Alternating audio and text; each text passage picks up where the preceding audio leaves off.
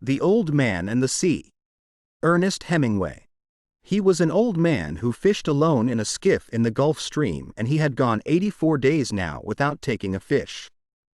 In the first 40 days, a boy had been with him.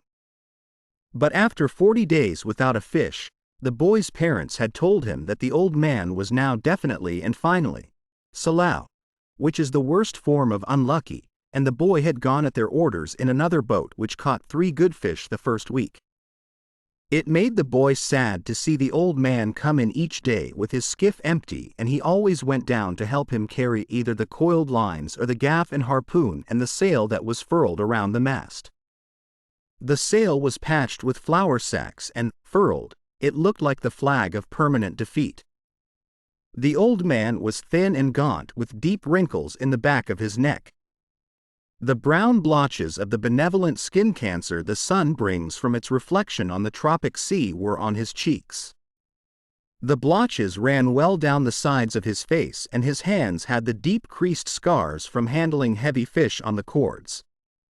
But none of these scars were fresh. They were as old as erosions in a fishless desert. Everything about him was old except his eyes, and they were the same color as the sea and were cheerful and undefeated. "Santiago," the boy said to him as they climbed the bank from where the skiff was hauled up. "I could go with you again. We've made some money." The old man had taught the boy to fish, and the boy loved him. "No," the old man said. "You're with a lucky boat. Stay with them. But remember how you went 87 days without fish, and then we caught big ones every day for 3 weeks." "I remember," the old man said. "I know you did not leave me because you doubted. It was Papa made me leave. I am a boy and I must obey him." "I know," the old man said. "It is quite normal. He hasn't much faith." "No," the old man said. "But we have. Haven't we?" "Yes," the boy said. "Can I offer you a beer on the terrace and then we'll take the stuff home?"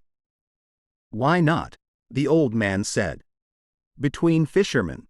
They sat on the terrace, and many of the fishermen made fun of the old man, and he was not angry. Others, of the older fishermen, looked at him and were sad. But they did not show it, and they spoke politely about the current and the depths they had drifted their lines at and the steady good weather and of what they had seen. The successful fishermen of that day were already in and had butchered their marlin out and carried them laid full length across 2 planks, with 2 men staggering at the end of each plank, to the fish house where they waited for the ice truck to carry them to the market in Havana. Those who had caught sharks had taken them to the shark factory on the other side of the cove, where they were hoisted on a block and tackle, their livers removed, their fins cut off and their hides skinned out and their flesh cut into strips for salting. When the wind was in the east, a smell came across the harbor from the shark factory. But today there was only the faint edge of the odor because the wind had backed into the north and then dropped off, and it was pleasant and sunny on the terrace. "Santiago," the boy said. "Yes," the old man said. He was holding his glass and thinking of many years ago. "Can I go out to get sardines for you for tomorrow?" "No. Go and play baseball. I can still row, and Rogelio will throw the net." "I would like to go. If I cannot fish with you, I would like to serve in some way." "You bought me a beer," the old man said. "You are already a man. How old was I when you first took me in a boat?" "5, and you nearly were killed when I brought the fish in 2 green and he nearly tore the boat to pieces." "Can you remember?" "I can remember the tail slapping and banging and the thwart breaking and the noise of the clubbing. I can remember you throwing me into the bow where the wet coiled lines were and feeling the whole boat shiver, and the noise of you clubbing him like chopping a tree down and the sweet blood smell all over me." "Can you really remember that, or did I just tell it to you?" "I remember everything from when we first went together." The old man looked at him with his sun-burned, confident, loving eyes. "If you were my boy, I'd take you out and gamble," he said. "But you are your father's and your mother's, and you are in a lucky boat." "May I get the sardines? I know where I can get 4 baits too." I have mine left from today. I put them in salt in the box. Let me get 4 fresh ones. 1, the old man said. His hope and his confidence had never gone.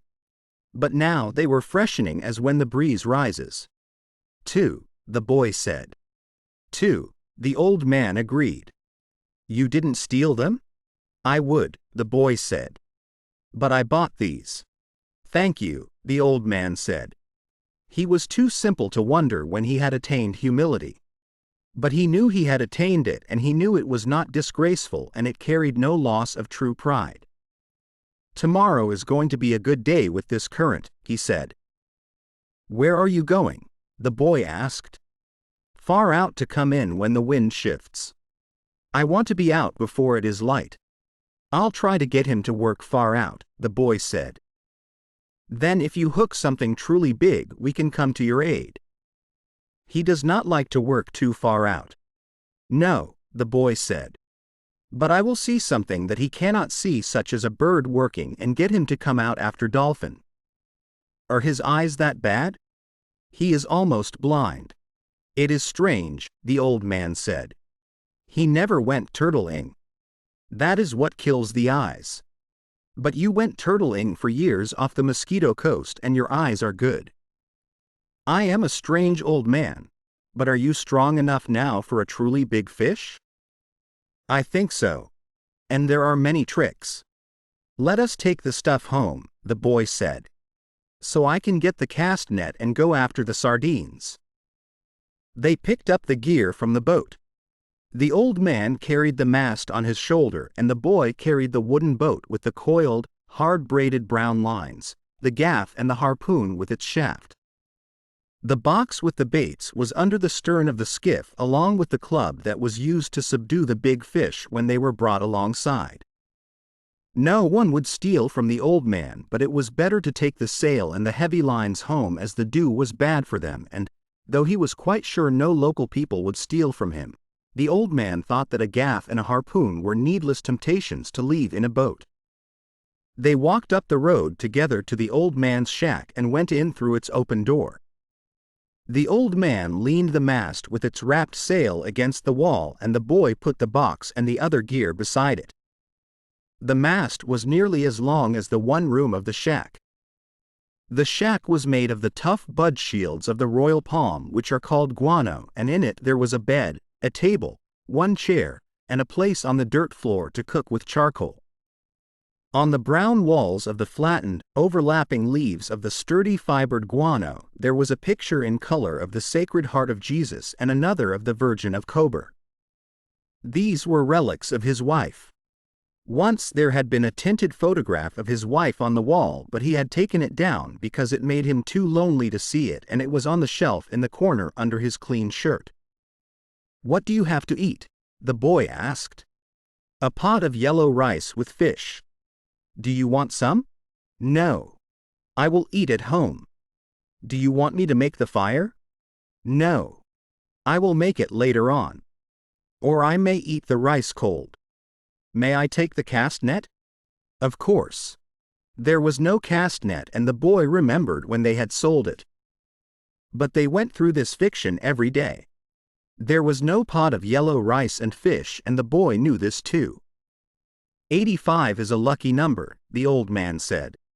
How would you like to see me bring one in that dressed out over 1,000 pounds? I'll get the cast net and go for sardines. Will you sit in the sun in the doorway? Yes. I have yesterday's paper and I will read the baseball. The boy did not know whether yesterday's paper was a fiction too. But the old man brought it out from under the bed. Perico gave it to me at the bodega, he explained. I'll be back when I have the sardines. I'll keep yours and mine together on ice, and we can share them in the morning. When I come back, you can tell me about the baseball. The Yankees cannot lose. But I fear the Indians of Cleveland. Have faith in the Yankees, my son. Think of the great DiMaggio. I fear both the Tigers of Detroit and the Indians of Cleveland. Be careful, or you will fear even the Reds of Cincinnati and the White Sox of Chicago. You study it and tell me when I come back. Do you think we should buy a terminal of the lottery with an 85? Tomorrow is the 85th day. We can do that, the boy said. But what about the 87 of your great record? It could not happen twice. Do you think you can find an 85? I can order one. One sheet. That's $2.50. Who can we borrow that from? That's easy. I can always borrow $2.50. I think perhaps I can too. But I try not to borrow. First you borrow. Then you beg. Keep warm, old man, the boy said. Remember, we are in September. The month when the great fish come, the old man said. Anyone can be a fisherman in May. I go now for the sardines, the boy said. When the boy came back, the old man was asleep in the chair and the sun was down. The boy took the old army blanket off the bed and spread it over the back of the chair and over the old man's shoulders. They were strange shoulders, still powerful although very old, and the neck was still strong too, and the creases did not show so much when the old man was asleep and his head fallen forward. His shirt had been patched so many times that it was like the sail, and the patches were faded to many different shades by the sun. The old man's head was very old, though, and with his eyes closed there was no life in his face. The newspaper lay across his knees, and the weight of his arm held it there in the evening breeze. He was barefooted. The boy left him there, and when he came back the old man was still asleep. "Wake up, old man," the boy said, and put his hand on one of the old man's knees. The old man opened his eyes, and for a moment he was coming back from a long way away. Then he smiled. "What have you got?" he asked. "Supper," said the boy. "We're going to have supper. I'm not very hungry. Come on and eat. You can't fish and not eat." "I have," the old man said, getting up and taking the newspaper and folding it. Then he started to fold the blanket. "Keep the blanket around you," the boy said. "You'll not fish without eating while I'm alive. Then live a long time and take care of yourself," the old man said. "What are we eating?" "Black beans and rice, fried bananas, and some stew." The boy had brought them in a 2-decker metal container from the terrace. The 2 sets of knives and forks and spoons were in his pocket, with a paper napkin wrapped around each set. "Who gave this to you?" "Martin, the owner. I must thank him." "I thanked him already," the boy said. "You don't need to thank him. I'll give him the belly meat of a big fish," the old man said. "Has he done this for us more than once?" "I think so. I must give him something more than the belly meat then. He is very thoughtful for us. He sent 2 beers. I like the beer in cans best." "I know.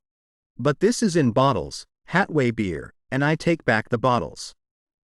"That's very kind of you," the old man said. "Should we eat?"